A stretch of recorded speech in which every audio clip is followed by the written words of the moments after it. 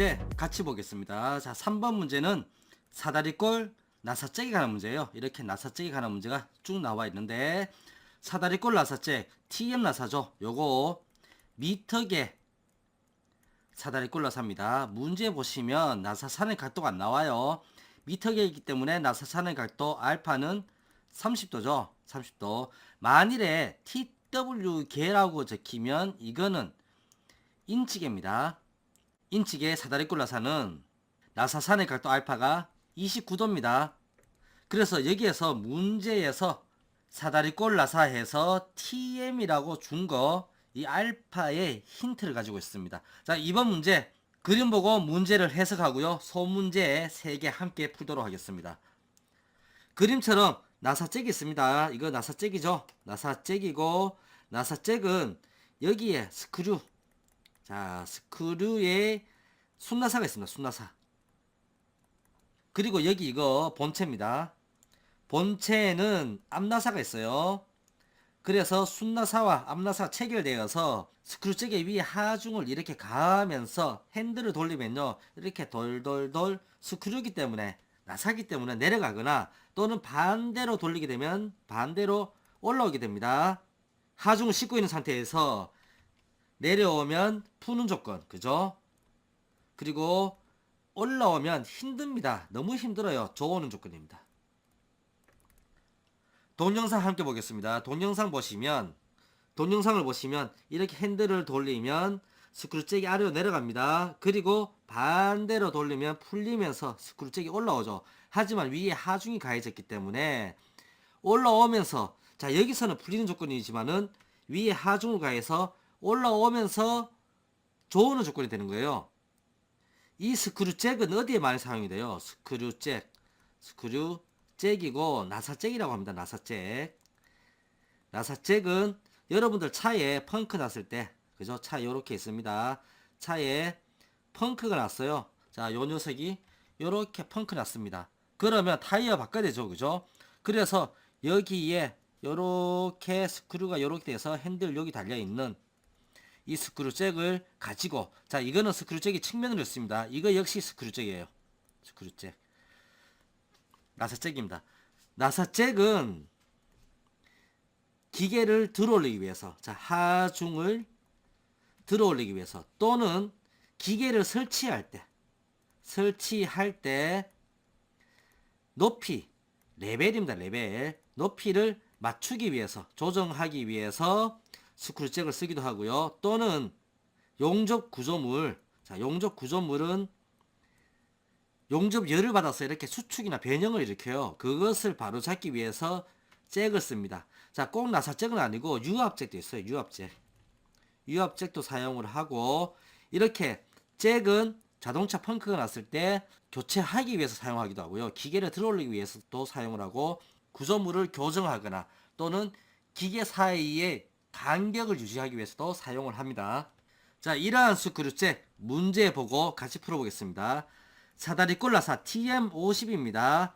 50은 호칭 치수고요. TM은 미터계 사다리꼴 나사라는 얘기입니다. 미터계 사다리꼴 나사.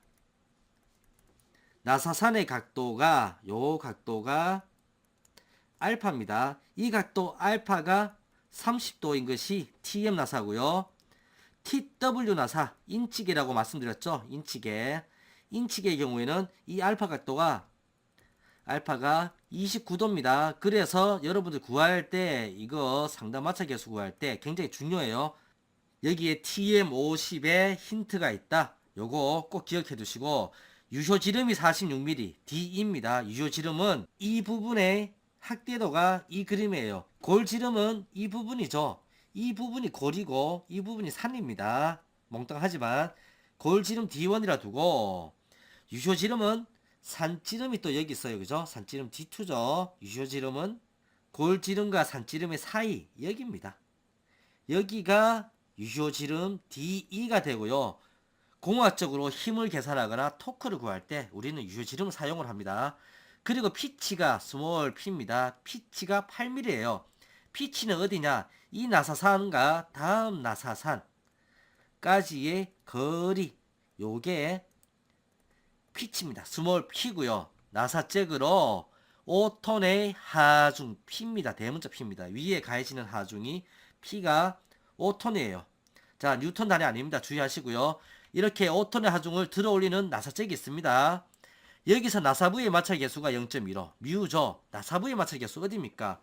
하중이 위에서 가해지면 요 부분은 요만큼의 공간이 생겨요. 공간 생기고 이 하중이 이 스크류잭을 아래로 밀겠죠. 그러면 이 부분에 하중이 가해집니다. 그러면 여기에 자, 요 부분에 뭐가 생겨요? 마찰 계수가 있습니다. 뮤가 있어요. 그 뮤가 0.15다. 그리고 칼라브의 마찰 계수는 0.01입니다. 칼라브 어디겠습니까? 여기가 칼라브입니다. 칼라브. 칼라브 또는 뭐 자리면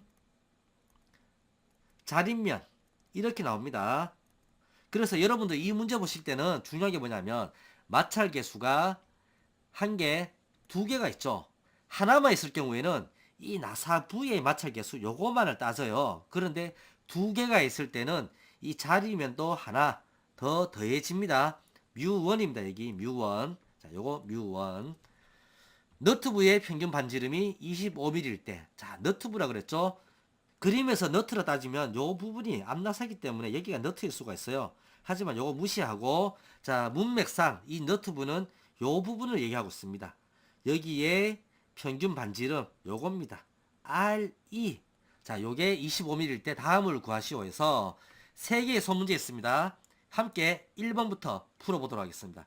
첫 번째, 1. 비틀림 모멘트 T는 얼마인가 라는 문제죠. 이번 문제에서는 전내전 토크란 말은 없습니다. 하지만 문제를 쭉 읽어보시면 마찰 계수가 두 개가 나왔어요. 첫 번째, 두 번째 그죠. 따라서 핸들을 이렇게 돌릴 때 이 나사부 이쪽 부분에 발생하는 토크 T1하고 그리고 다 잠겼을 때 돌리는 힘이 있죠. 잠겼을 때 풀기 시작하거나 또는 딱 잠궜을 때 발생하는 토크 T2가 있어요. 여기 면과 여기 칼라브와 여기 면이 맞닿았을 때도 토크가 발생을 하죠. T2가 발생을 합니다. 그래서 이거는 문맥상 전회전 토크를 묻는 문제입니다. 따라서 T는 전회전 토크 T는 T1 나사부에 발생하는 토크 T1 플러스 이 클러브 또는 자리 부위에 발생하는 토크 T2를 다 더해줘야 돼요. 여기서 T1은 이 나사부의 토크 T1은요 위에서 하중이 가해지죠. 그러면 이 하중은 토크를 계산할 때 유효경에서 이렇게 나사부 면에 작용합니다. 그리고 여기에 마찰 계수가 있죠. 따라서 T1은 하중 곱하기 저항력입니다. 저항력. 회전할 때의 저항력이죠. 마찰 계수가 여기 있죠. 그리고 곱하기 이 부분 DE죠.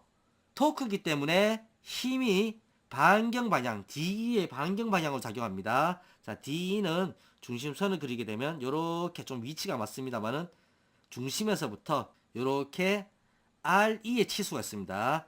유효경의 절반이죠. 따라서 이것은 반경을 곱해주면 됩니다. 그리고 이게 T1이고 플러스 T2를 구하면 이 클러브가 이 부분에 닿았을 때 풀 때 발생하는 토크 T2는요 위에 가해지는 하중 그죠? 하중 역시 하중이에요. 곱하기 저항력입니다. 자, 이거 평면부죠. 평면이기 때문에 마찰계수 그대로 와요. 마찰계수 저항력 마찰계수 곱하기 역시 반경이에요. 반경. 토크는 하중과 마찰 계수가 있는 것들은 저항력이나 마찰 계수가 들어야 되고 반경이 들어야 돼요. 요게 T2입니다. 따라서 수식을 풀게 되면 하중 P가 되겠죠. 그리고 여기서 저항력, 이 부분의 저항력을 설명을 드리면 이 나사가 한 바퀴 돌았을 때의 그림을 펼쳐 보겠습니다. 이렇게 되어 있어요. 이렇게 되어 있고 요 부분이 이 나선각이에요. 나선각 알파고 다른 교재에는 람다로 되어 있습니다. 이 경사선은요 나선입니다. 이렇게 이 나선을 펼친 거니까 빗선입니다. 빗선. 빗선이고 나선이라고도 합니다. 나선. 그리고 아랫부분은 유효 지름에서 펼쳤어요. DE를 곱해주고 원주를 펼친 거니까 파이가 들어가요. 그리고 이 부분은 피치가 됩니다. 피치. 한 바퀴 돌았을 때 이동한 거리죠. 피치. 여기에서 이 경사면에 마찰 계수가 있죠. 여기에 마찰 계수 뮤가 있습니다. 그래서 이 부분에 물체를 얹게 되면 조립된 상태가 물체가 얹어진 것과 동일합니다. 물체를 얹게 되면 여기 얹었어요. 이렇게 마찰 계수가 있는 표면에 물체를 올려놓고요. 제로에서부터 여기에서부터 이렇게 들어 올립니다. 들어 올리면 이 물체가 마찰 계수가 작용하지만 이 물체가 어느 시점에서는 미끄러져 내려오려고 합니다. 이때의 각도가 마찰각 로가 되겠습니다. 따라서 나사부에서의 저항력은요. 공식을 풀어보게 되면 곱하기 탄젠트 알파 플러스 여기에 마찰각 로를 더해줍니다. 나선각 리드각에 마찰각을 더해줍니다. 마찰 계수가 반영된 거죠. 그래서 저항력이 되고 곱하기 반경은 2분의 D2죠. 유효경이죠. 그죠? 플러스 여기까지가 T1입니다. 나사부의 토크, 회전 토크고 그리고 T2 하중 곱하기 마찰계수 여기 있습니다. 칼라부의 마찰계수 바로 대입합니다. 뮤1 곱하기 반경 나왔죠. 문제에서 25mm R2 자, 반경 R1을 대입해 주겠습니다. 그러면 이 수식을 마저 정리하게 되면요. 하중에 곱하기 탄젠트 알파 플러스 로는 풀게 되면 피치 플러스 상당 마찰 계수.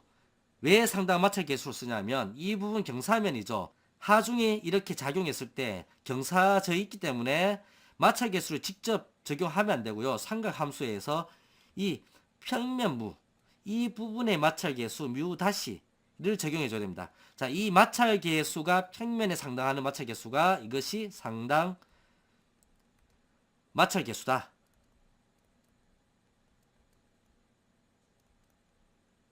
따라서 각도가 진 삼각나사, 삼각 또는 사다리꼴나사 이런 경우에는 상당 마찰 계수를 적용해 주고요. 사각나사의 경우에는 이 부분이 나사산의 모양이 사각이에요. 이렇게 사각이기 때문에 마찰 계수와 상당 마찰 계수가 동일합니다. 그렇기 때문에 사각나사의 경우에는 마찰 계수를 그대로 적용해 주시면 되고 삼각나사, 사다리꼴나사의 경우에는 상당 마찰 계수를 따로 구해서 여기다 대입해야 됩니다. 마저 식을 쓰게 되면 파이와 유효경 그리고 나누기 파이 유효경 마이너스 상당 마찰 계수 그리고 피치를 곱해 준 것을 나누어 주면 구할 수가 있고요. 곱하기 2분의 D 플러스 가해지는 하중 곱하기 마찰 계수 뮤1 곱하기 반경 R입니다. 그래서 값을 대입을 해서 풀어보겠습니다. P는 5톤이었죠. 가해지는 하중 P는 5톤이었습니다. 뉴턴 아니었죠. 그래서 뉴턴으로 구하겠습니다. P는 5,000 곱하기 뉴턴으로 구하려고 하면 9.8 가속도 값을 곱해줍니다. 그렇게 되면 49,000뉴턴이 나와요. 49,000뉴턴. 그래서 49,000뉴턴을 P에다가 대입을 해줍니다. 값을 넣겠습니다. 49,000 곱하기 피치는 문제에서 8mm 나왔죠. 8 플러스 자 상당 마찰 계수 구해야 되겠습니다. 상당 마찰 계수 뮤 다시는 마찰 계수를 코사인 2분의 나사 삼각의 절반으로 그죠? 곱해주면 돼요. 요거 단순한 공식이니까 외워두시기 바랍니다. 따라서 마찰 계수 0.15죠. 0.15 나누기 코사인 2분의 자 알파 나사 삼각도 알파 얼마였습니까? 30도라고 했죠. TM 나사는 30 해주시고 계산하면 0.155가 나옵니다. 따라서 0.15 여기다가 대입해 줍니다. 0.155 파이 그리고 유효경은요.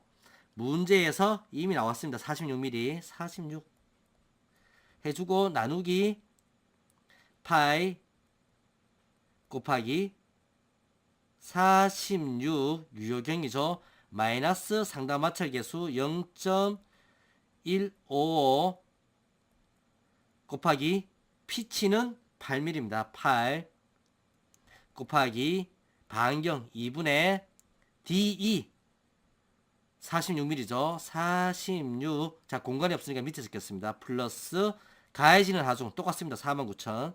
49,000 해주고 곱하기 자리부의 마찰계수 0.01이죠. 0.01 0.01 그대로 곱해주고요. 곱하기 반경, 자 너트부의 평균 반지름 친절하게 그대로 쓰면 됩니다. 25. 요렇게 해서 계산을 하게 되면 25만 1375.56 그리고 이거 뭡니까? 뉴턴이죠. 뉴턴의 나머지 치수들이 다 밀리미터입니다. 그죠? 밀리미터 치수니까 밀리미터가 돼요. 그런데 문제에서 뉴턴미터로 구하라 라고 했죠. 그래서 계산하게 되면 미터기 때문에 밀리미터의 10의 3승이에요. 1000밀리미터가 1m죠. 따라서 소수점 1000자리 올라옵니다. 그러면 251.375입니까? 반올림 해야 돼요. 5부터는 반올림 합니다. 38 뉴턴 미터가 되겠습니다. 2번 문제 나사 잭의 효율에 대해서 함께 구해보겠습니다. 나사 잭의 효율 2번 에타는 몇 프로인가 그죠? 구해야 되는데 에타 공식 보시면 나사 잭의 효율은 마찰이 없는 경우에 저항력 회전하기 위한 힘이에요. 이것을 마찰이 있는 경우에 저항력 또는 회전력으로 나누어 준 값입니다. 따라서 위에 부분에는 탄젠트 알파가 돼요. 나선각만 들어갑니다. 그리고 아래 부분에는 탄젠트 알파 플러스 로가 돼요. 여기에 마찰각이 들어가죠. 그죠? 그래서 마찰이 있는 경우의 저항력인데 이것은 이 공식은 하중이 없을 때 계산하셔야 되고요. 하중이 있는 경우에는 위에 하중이 들어간 공식 있죠. 하중 곱하기 피치 이것을 2파이 토크로 나누어 준 값으로 계산해야 됩니다. 우리가 위에 하중 알고 있고 위에 토크를 1번에서 구했습니다. 따라서 이 공식에 따라 계산해야 값이 나와요. 값을 대입을 하면 하중은 49,000N입니다. 곱하기 피치는 문제에 있습니다. 8mm 8 나누기 2파이 그리고 토크가 1번에서 구했죠. 1번 토크 전회전 토크 T는 25만 1375.56 뉴턴 밀리미터였습니다. 밀리미터로 나왔기 때문에 밀리미터로 넣어줘야 됩니다. 곱하기 25만 1000 굉장히 길어요. 375.56 뉴턴 밀리미터가 되겠습니다. 그래서 계산을 하면 0.248이 나옵니다. 이거 백분율로 나타내 줘야 되니까 곱하기 100% 합니다. 그죠? 100% 하게 되면 24.8%가 나옵니다. 자, 이 기본 공식 탄젠트 알파와 탄젠트 알파 플러스 로의 이 기본 공식을 안 쓰고요. 하중이 가해졌고 토크를 구했기 때문에 이 공식으로부터 산출을 해야 됩니다. 여러분들 여기 주의해 주시기 바랍니다. 자, 그리고 3번 문제 소요 동력 이 나사잭을 하중을 싣고 나사잭을 돌릴 때 필요한 소요 동력은 얼마냐 여기에 들어올리는 속도 V 나왔죠. 3번 동력 H는 어떻게 된다 그랬습니까? 하중 또는 뭐 힘이에요. 힘. 자, 하중 또는 힘 곱하기 속도입니다. 속도는 여기에 V가 나왔어요. 이미 V죠. 그럼 하중은 뭡니까? 위에 가해진 하중의 P. 가해지는 하중을 빨리 들어 올릴수록 더 많은 동력이 듭니다. 따라서 동력 H는 가해지는 하중 곱하기 속도 V예요. 그런데 문제에서는 효율이 안 나왔는데 위에서 뭘 구했어요? 나사잭의 효율 우리 여기서 구했습니다. 24.8% 나왔죠? 이거 대입해줘야 돼요. 그러면 효율은 분모에다가 에타를 넣어줘야 됩니다. 24.8을 그래서 값을 넣으면 가해지는 하중 5톤이죠. 49,000N 곱하기 속도 0.5입니다. 0.5. 0.5 나누기 0.248 그리고 효율 분모에 넣어주는데 효율이라고 하면 소수점이 나오죠. 1이면 100%가 됩니다. 그죠? 효율이. 그런데 소수점이 나오기 때문에 이 효율만큼 동력은 상승하게 돼 있어요.